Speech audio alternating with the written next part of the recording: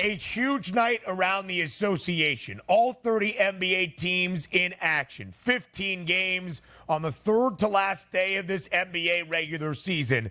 And really outside of Boston being the 1 seed in the Eastern Conference and in the 9-10 spots in that conference, the Bulls and the Hawks, there is so much more to figure out into this final weekend of the NBA regular season. Let's fly through DRS with the 2 premier NBA handicappers on this SportsGrid network, yourself and me. We start in Philadelphia. What a game it is between the 76ers and the Magic. Philly booked as a 7.5-point favorite. The over-under stands at 212. If Philly can win tonight, and we'll talk about Indiana, who's a road underdog in just a moment, there's a chance the Sixers could move up to the 6th spot. Sixers, 6th spot, 6 wins in a row for Philadelphia. Can they make it 7 straight, covering as a 7.5-point home favorite? Yeah, I think we're finally getting a look at playoff atmosphere in Philadelphia, where it's, to start the season, middle parts of the season, and be playing just like an MVP candidate. The Philadelphia 76ers fans probably anticipated a top 3 seed at worst here in the Eastern Conference playoffs. And now it started to look like it was going to slip away, where you might even wind up in the 8th seed at this point. Now you have a chance to get to the 6th seed. That's going to be a great atmosphere tonight at the Wells Fargo Center. This line opened up at 6.5 at the FanDuel Sportsbook. You saw that graphic up there at 8. It sort of settled in at a 7.5, but a really low number on that total of 212. Now, granted, when you have playoff atmospheres in the playoffs itself, you don't have that same game flow that you have typically during the regular season, but that's crazy low. I like the over in this game, but I also like the Philadelphia 76ers to cover that 7.5. I think this is one of those games that the Philadelphia Sixers have circled here at this point and said to themselves, you know what? Nick Nurse is here. It's time to move out of that playing round. Let's show we mean business. I would be really surprised. Forget about the spread itself, Ben. Very surprised if Orlando comes in and wins this game outright against the Sixers. Therefore, if I think the Sixers win, they'll be able to cover that 7.5 points. And also, I think this game goes over the total. Philly has won 6 straight. They have covered in 6 straight. They have gone over in 4 of the 6. They have gone over in 6 of the 8. Orlando, highly regarded as one of the better defensive teams in the NBA. They play with physicality, but the Magic over in 4 of their previous 5 as well. I like the over of what feels like a playoff total, but not quite a playoff game at 212. Huge game again from those Eastern Conference standings. Orlando right now, 46-34. Same with Indiana. Those 2 teams, 5 and 6. Philly only a game behind both Orlando and the Pacers. We will see what happens at the end of tonight. Speaking of Indiana, the Pacers on the road in Cleveland as a short underdog, just a 2.5-point spread. The Cavaliers, the home favorite, that is up there at 234. The Cavs trying to hold on to the 4 spot to have home floor advantage in the opening round of the playoffs. Indiana trying to be one of the top 6 to not deal with the play-in tournament. With all of the stakes, DRS, this is a big one tonight in the land.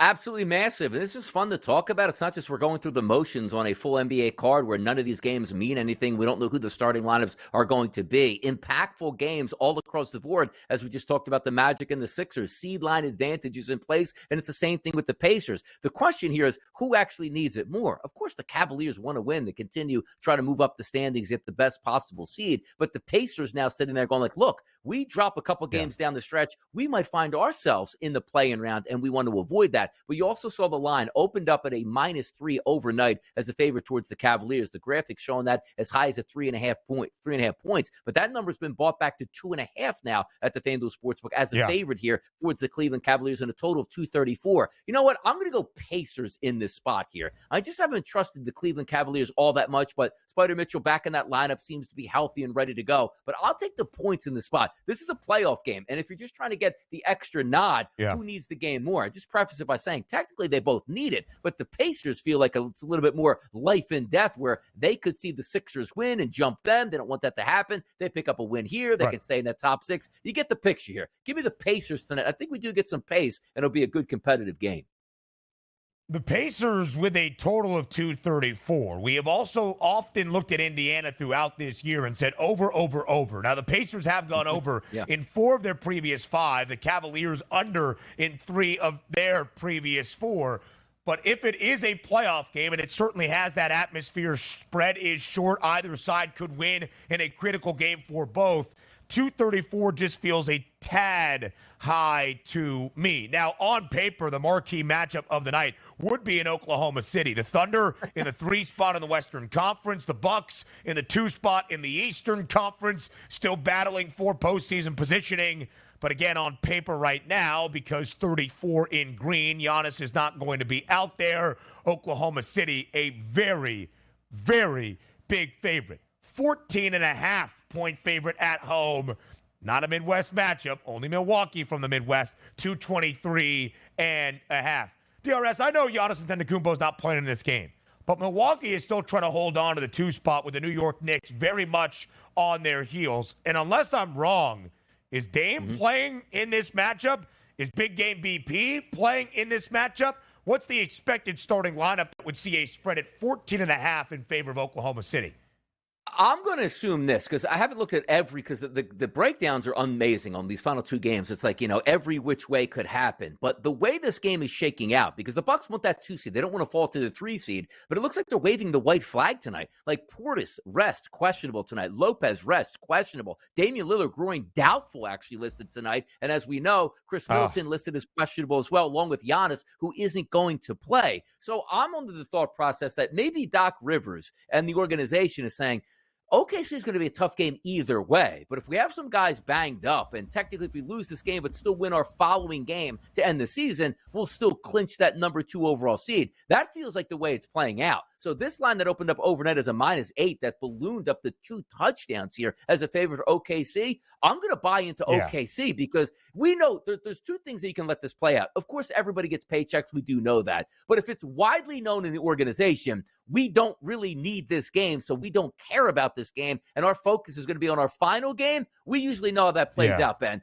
131-98 as a final. I'll back OKC in this massive number because it looks like the Milwaukee Bucks don't actually care nor intend to care about this game. But again, this could change later in the day where the starting lineups are announced and guys are going to play. But early morning, this is ripping in the direction for OKC.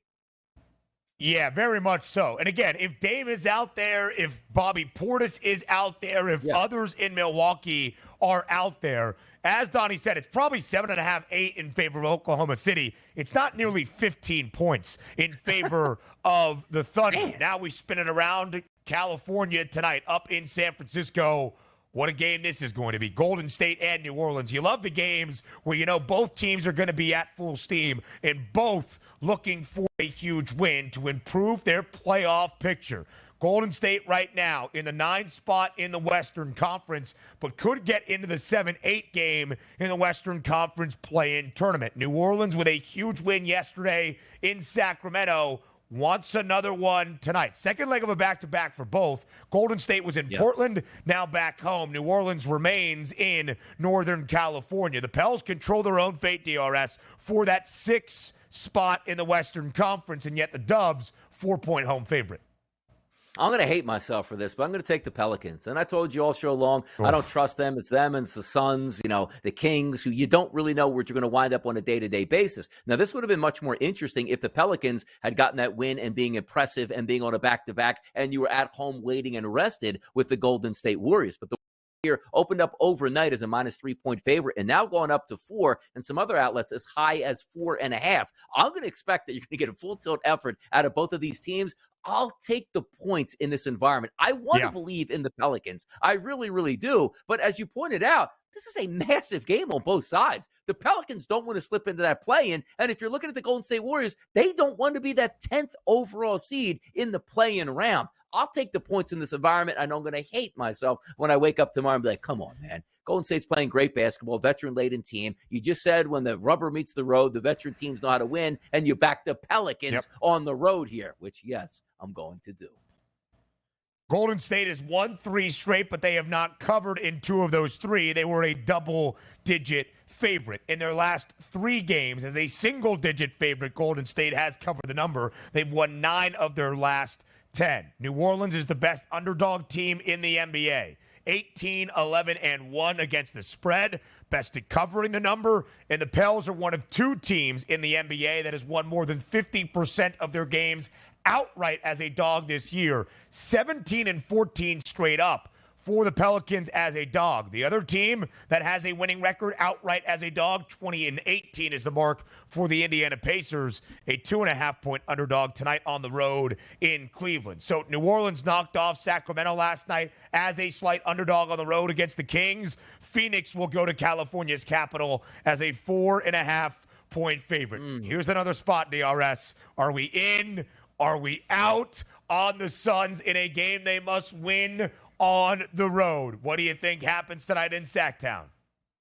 Look, I have a kid in the house here, and we always like to introduce Untrustables into the environment. A delicious snack, peanut butter and jelly, fantastic stuff. You say, well, why are you talking about this? Because now I'm going to introduce you to the Untrustables in the lineup tonight, and that's the Suns and the Kings. I don't trust either one of these basketball teams heading into this game, but having said that, I don't know about the Sacramento Kings, and sometimes it just comes down to a talent deficiency. And I'm not even saying they're not talented. De'Aaron Fox is great. Domantas Sabonis, we get it here. But the Phoenix Suns trying to stay in that top six here with their big three, I'm going to trust the line move here that the Suns go into Sacramento and take care of their business. That's where I'm going there. The Untrustables here, I'm going to trust the Phoenix Suns.